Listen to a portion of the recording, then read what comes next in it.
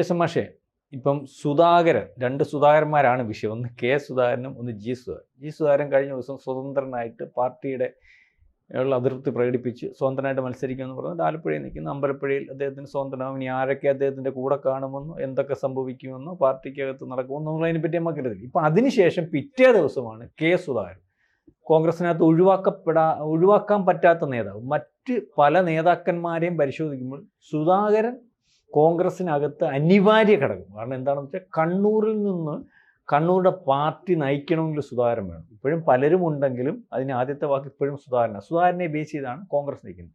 അപ്പം അത് അദ്ദേഹം ഇപ്പം ഇടഞ്ഞു നിൽക്കുന്നു. എനിക്ക് കണ്ണൂർ മത്സരിക്കണം, അടുത്ത നിയമസഭാ മത്സരത്തിൽ എനിക്ക് ഉണ്ടാകണം. അതിൻ്റെ കാരണമെന്ന് പറയുമ്പോൾ അദ്ദേഹം മത്സരിച്ച് ജയിച്ചാൽ അദ്ദേഹത്തെ ഒഴിവാക്കി നിർത്താൻ പറ്റത്തില്ലല്ലോ.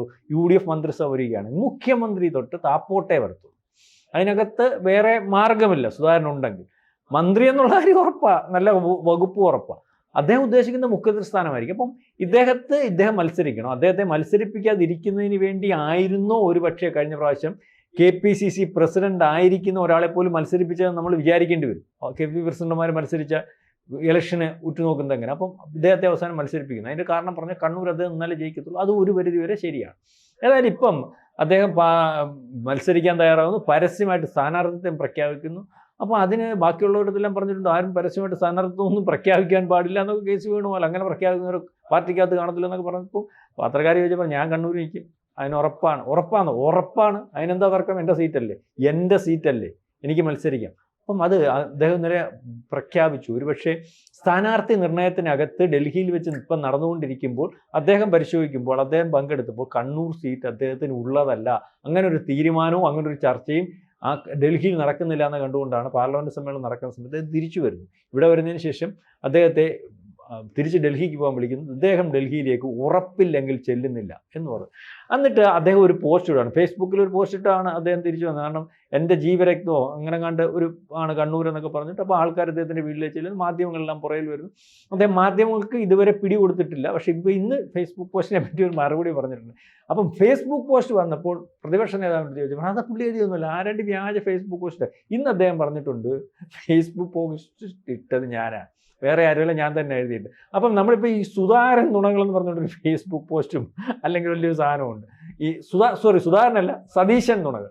അപ്പോൾ അതിനകത്ത് വീണ്ടും ഈ സതീശൻ നുണ പറയുന്നു എന്നുള്ള കാര്യം മുൻ KPC പ്രസിഡന്റും അല്ലെങ്കിൽ കണ്ണൂരെ പ്രധാനപ്പെട്ട നേതാവുമായിട്ടുള്ള സുധാകരൻ പറയുന്നൊരവസ്ഥയുണ്ട്. അതിൻ്റെ കൂടെ തന്നെ സുധാകരൻ്റെ വഴി ഇനി എന്താണ്? കാരണം സുധാകരൻ സ്വന്തം വഴിവെട്ടി വന്ന ഒരു കോൺഗ്രസ്സുകാരനാണ്. കണ്ണൂരിൽ കോൺഗ്രസ് ഉണ്ടാക്കിയെടുത്ത കോൺഗ്രസ്സുകാരൻ. അദ്ദേഹം മത്സരിക്കണമെന്ന് പറയുന്ന സീറ്റിനൊരു പ്രത്യേകതയുണ്ട്, അദ്ദേഹം ഉണ്ടാക്കിയെടുത്ത സീറ്റാണ്. അവിടെ അദ്ദേഹം മത്സരിച്ചാൽ ജയിച്ചിരിക്കും. സുധാകരൻ മത്സരിക്കണമോ, സുധാകരൻ എന്ന കോൺഗ്രസ്സുകാരൻ കണ്ണൂർ സീറ്റിൽ മത്സരിക്കണമോ? സാറിൻ്റെ ഒരു അഭിപ്രായം? അല്ല, ഇത് വളരെ ഗൗരവമായി കോൺഗ്രസ് പരിശോധിക്കുന്നൊരു വിഷയമാണ്. പാർട്ടിക്കകത്ത് ഒരു അതിർത്തിയുമില്ല എന്ന് സ്ഥാപിക്കാനാണ് പ്രതിപക്ഷ നേതാവ് VD സതീശൻ ശ്രമിച്ചത്.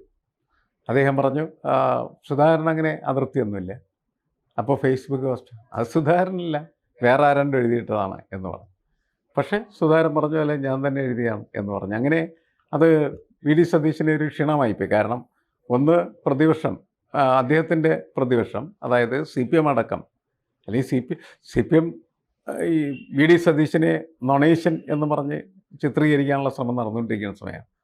അപ്പോൾ ഇങ്ങനെ ഈ ഒരു വിഷയത്തിൽ കയറി ഇടപെട്ട് താൻ നുണ പറയുന്ന ഒരു സ്വഭാവത്തിലേക്ക് എത്തി എന്ന് വരുത്തേണ്ടതില്ലായിരുന്നു. ഒരു കണക്കിന് പാർട്ടിയെ സംരക്ഷിക്കാൻ വേണ്ടിയുള്ള ഒരു ശ്രമത്തിൻ്റെ ഭാഗമായിട്ടാണ് സുധാകരന് അതിർത്തിയില്ല എന്നൊക്കെ VD സതീശൻ പറയാൻ ശ്രമിച്ചത്. പക്ഷേ അതല്ല പ്രശ്നം.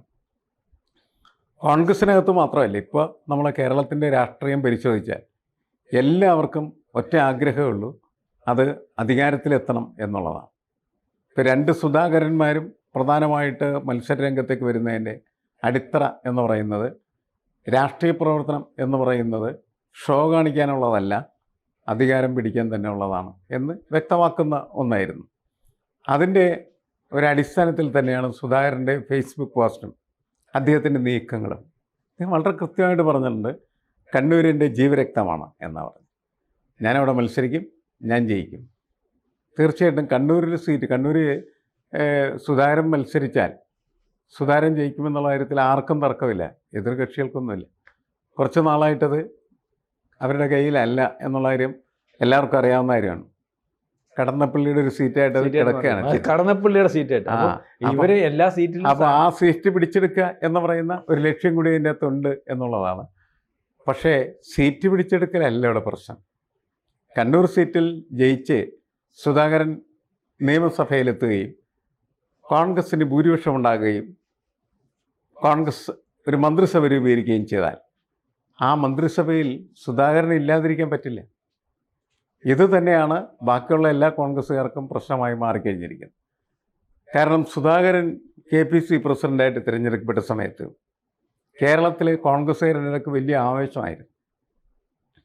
അതിൻ്റെ പ്രധാനപ്പെട്ട കാരണം CPMകാരുടെ തല്ലുകൊണ്ട് നടക്കുന്ന കോൺഗ്രസ്സുകാർക്ക് CPMനെ തിരിച്ചടിക്കാനായിട്ടുള്ള കരുത്താണ്, വടിയാണ്, ശക്തിയാണ് ആര്? സുധാകരൻ.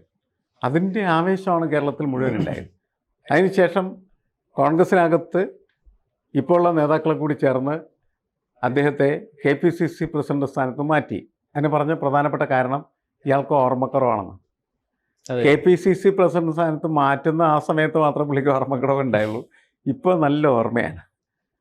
അല്ലെങ്കിൽ അതിന് ശേഷം അങ്ങനെ ഓർമ്മക്കുറവിനെക്കുറിച്ച്. അപ്പോൾ ഓർമ്മക്കുറവ് എന്ന് പറയുന്നത് ബോധപൂർവമായിട്ട് കോൺഗ്രസ്സിലെ ഒരു വിഭാഗം നേതാക്കൾ അഴിച്ചുവിട്ട് ഇയാളെ പുറത്താക്കിയാണ്. എന്നിട്ട് അതിന് പകരം എന്ന് വെച്ചാൽ അദ്ദേഹത്തിൻ്റെ തന്നെ ശിഷ്യൻ എന്ന് പറയുന്ന ആളെയാണ് KPCC പ്രസിഡൻ്റായിട്ട് കൊണ്ടുവന്നത്. പക്ഷേ അയാൾ കാശിന് കൊള്ളാത്ത KPCC പ്രസിഡൻ്റാണെന്ന് തെളിയിച്ചു എന്നാണ് കോൺഗ്രസ്സുകാർ പറഞ്ഞുകൊണ്ടിരിക്കുന്നത്. കാരണം സതീശൻ പറയുന്നതൊക്കെ കേൾക്കുന്ന ഒരു KPCC പ്രസിഡൻ്റാണ് അല്ലേ? അപ്പോൾ അങ്ങനെ വന്ന് നിൽക്കുന്ന ഈ സാഹചര്യത്തിൽ സുധാകരൻ അവിടെ മത്സരിക്കാൻ വന്നാൽ, അദ്ദേഹം മത്സരിച്ച് ജയിക്കുകയും ചെയ്ത് കഴിഞ്ഞിട്ടുണ്ടെങ്കിൽ തീർച്ചയായിട്ടും അത് കോൺഗ്രസിൻ്റെ മന്ത്രിസഭാ രൂപീകരണത്തെ വലിയ രീതിയിൽ ബാധിക്കാനുള്ള ഒരു പ്രശ്നം ഉണ്ട്. ഒന്ന്. രണ്ട്, പൊതുവെ ഒരു മാനദണ്ഡം കോൺഗ്രസ് ഉണ്ടാക്കി വെച്ചു. സിറ്റിംഗ് MPമാരൊന്നും മത്സരിക്കാൻ പാടില്ല. സുധാകരൻ MP ആണ്. സുധാകരൻ മത്സരിച്ചാൽ ഞങ്ങൾക്ക് മത്സരിക്കണം എന്ന് പറഞ്ഞ് ഇഷ്ടംപോലെ ആളുകൾ നിൽക്കുന്നുണ്ട്.